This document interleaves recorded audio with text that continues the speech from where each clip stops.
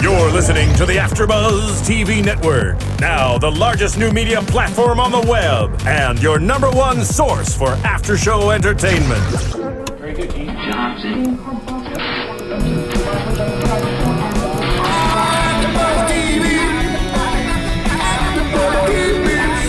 The AFTERBUZZ Studios in Los Angeles, California. Presented by Maria Menounos and streaming live thanks to Akamai Technologies. This is AFTERBUZZ TV's The Voice After Show. We'll break down tonight's episode and get you all the latest news and gossip. And now, another post-game wrap-up show for your favorite TV show. It's AFTERBUZZ TV's The Voice After Show. With over 27 million downloads each week, this is your place to be for all your after-show recaps, analysis, and interviews. Welcome to AFTERBUZZ TV. I'm Christian Rosenberg with a very special edition of The Voice AFTERBUZZ, because joining me on the phone right now, a man that we've been entertained with all season, got to the final 8 of The Voice, and really brought Swamp Pop to the masses. And this is Ray Boudreaux, live on AFTERBUZZ TV. Ray, how are you? Hey, man, I'm great, and you? Oh, I'm doing fantastic. Now, I want to talk a little bit about the Swamp Pop, because this is something that I personally, head into the season, have never heard of. And I'm sure there are millions of people around the country that never heard of it either. But you kind of brought it to the forefront here. Can you kind of describe exactly how Swamp Pop differs from other styles of music and what it means to you to bring it to the mainstream on The Voice? Yeah, okay. Swamp Pop, it was a little, people thought the song Home I performed was a Swamp Pop song, it was a little misconstrued, because that song isn't really Swamp Pop, however, it has the feel, it had Swamp Pop's a Louisiana-based style of music. It was the Cajun influence with heavy New Orleans style, rhythm and blues sections, and it was pretty much just soul music, is what it was, and it lasted from like the 60s to like the early 70s, and then it kind of just died off. But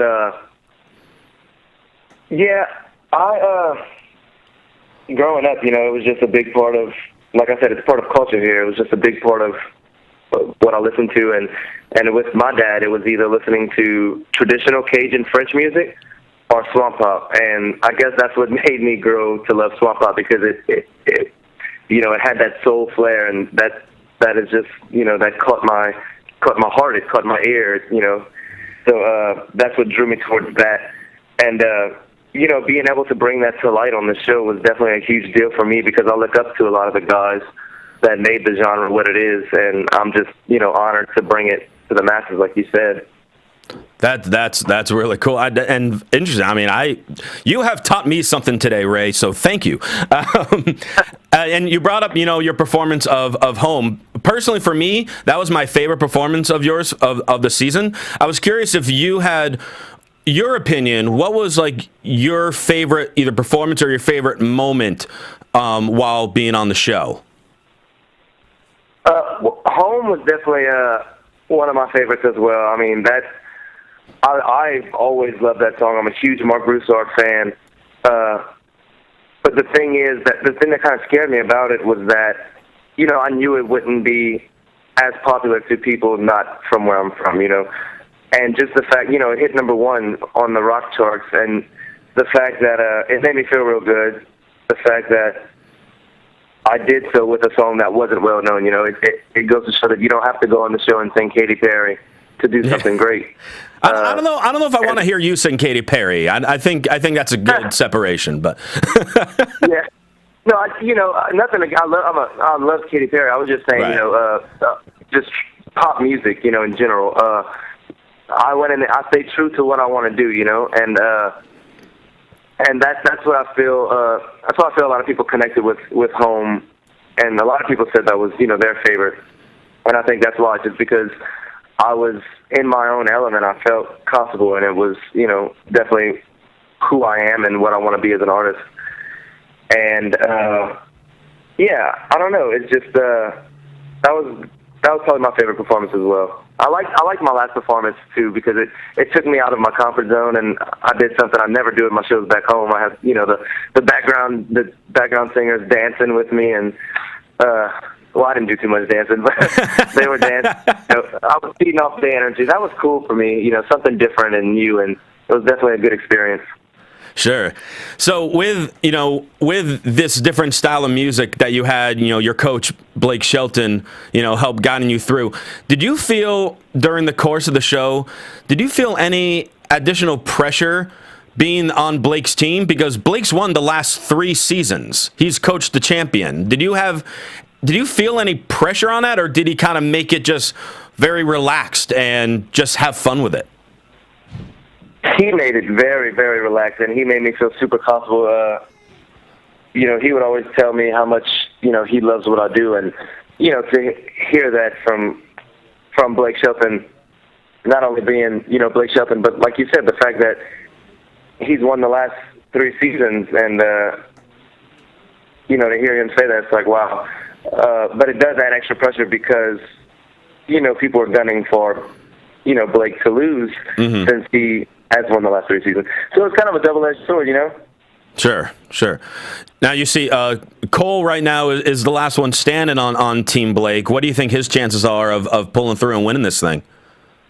His chances are great, man. Cole's a fantastic talent. I mean, he's a great musician, great singer, great guy. I love that guy, man. And I definitely think he has what it takes, out of anyone from Team Blake to do it. He can do anything stylistically. They threw him a country song, and that was a huge night for him.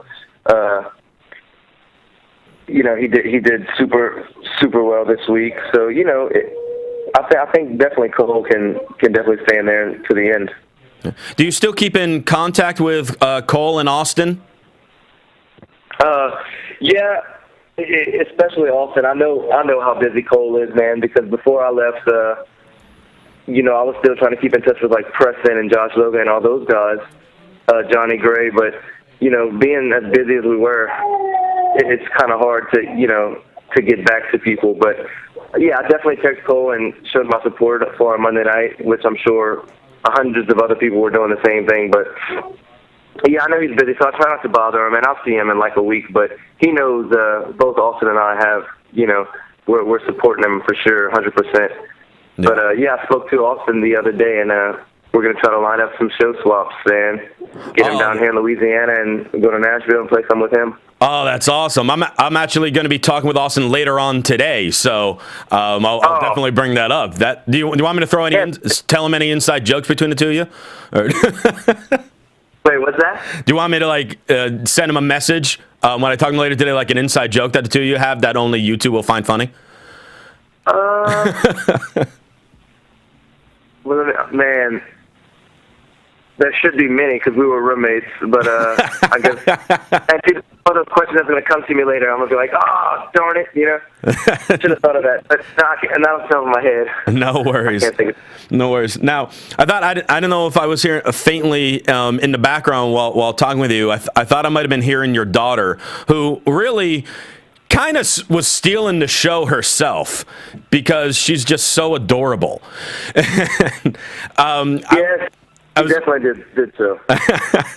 So, I mean, what does it mean, to you as a father to be able to be, on the show, performing in front of millions of people around the world, but still in the audience have your little girl there cheering you on?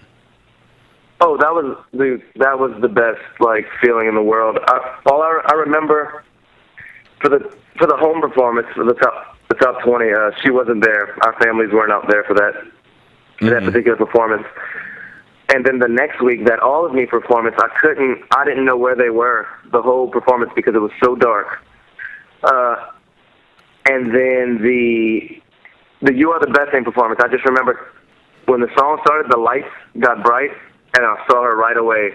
And it was just like eyes on her pretty much the whole time, man. It just kept me smiling in a great mood, It's a feeling like no other to, see her there and just genuinely happy, She's only 3, but she definitely knew what was going on. Sure. And she's, like I said before, and she's my biggest fan. And, it's a great feeling to have her there, for sure. That's awesome. So what, and probably the question that you've gotten from a million people, but I'm going to ask it to you anyway. What's next besides, getting together possibly with Austin, and then obviously we'll be seeing you again in the finale. What else do you have in store, coming up? Are you, going to be starting working on an album or maybe a little tour or anything? Yes, for sure. Both, man. The bad thing about it. Now, I want to hear her sing too, because in about 10 years she'll be on The Voice. So yeah. But she actually told my mom and the fans one time. She's like, I want to sing at The Voice. That's awesome. One of the last performances did that. I was like, oh, I don't know, babe. I don't know if I want you to go through all this. But don't get me wrong, it was an awesome, great experience. But I'm definitely protective of her. Obviously. Sure. But. Yes, definitely both. The only bad thing about the whole Voice thing is that the turnaround is so quick, and season 6 will be starting before you know it.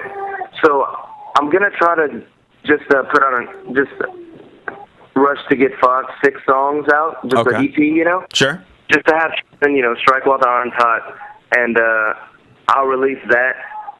And tour and try to meet as many of the fans that showed support during the show, and just travel and play the songs, and hopefully at that point I'll have something to shop around. And a full album, I can be working on a full album, while on the road and whatnot. So I definitely think time-wise, an EP would be more efficient. Can you promise us, in the next season of The Voice, when you got this EP out that's I'm sure going to be outstanding, can you come here to LA in the studio here, talk with us, and perform live? Would that be doable? Man. Yes, that's an exclusive right here. Breaking news.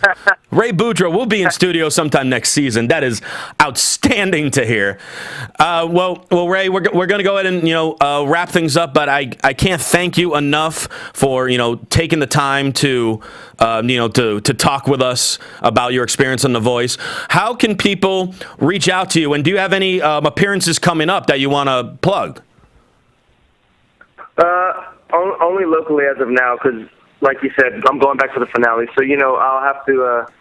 I'm just kind of laying low. I'm doing a homecoming show actually tomorrow at a big outdoor event down here in Louisiana, in my hometown Lafayette, and it's an all-age outdoor thing, so it's gonna be a good time.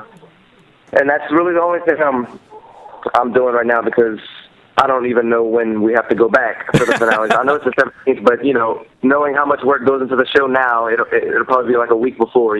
Sure. Start preparing. So. And obviously, people can hit you up on Twitter as well at Ray Boudreaux. You got close to 45,000 followers now.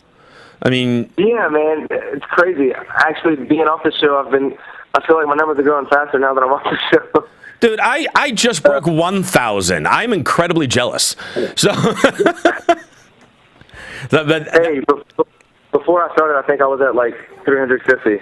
Okay. So I got to learn how to sing and get on The Voice, and then I'll be good to go. No. There you go. Exactly. All right. That's the plan. Well, Ray, thank you so much. And again, for those of you listening that might be in the Lafayette area, check out this homecoming show, because it'll be great. And you can follow Ray on Twitter at Ray Boudreaux. And you can follow me on Twitter at CRosieVOC. Ray, thank you so much. Best of luck on the EP and at the finale. And I can't wait to hear the full EP next season when you're here in studio, as you just promised. Hey, I'll be there, man. I appreciate it. I love it. Thank you guys so much for tuning in. And all the updates here for AfterBuzz, you can follow them on Twitter at AfterBuzz TV. Thanks, and we will see you later. From executive producers Maria Menounos, Kevin Undergaro, Phil Svitek, and the entire AfterBuzz TV staff, we would like to thank you for listening to the AfterBuzz TV network. To watch or listen to other after shows and post comments or questions, be sure to visit AfterBuzzTV.com. I'm Sir Richard Wentworth, and this has been a presentation of AfterBuzz TV. Buzz you later. The views expressed herein are those of the hosts only and do not necessarily reflect the views of AfterBuzz TV or its owners or principals. Thank you for watching AfterBuzz TV on YouTube. For more of your favorite after shows and interviews, subscribe to our channel here. And be sure to share your opinion on the episode in the comment section below.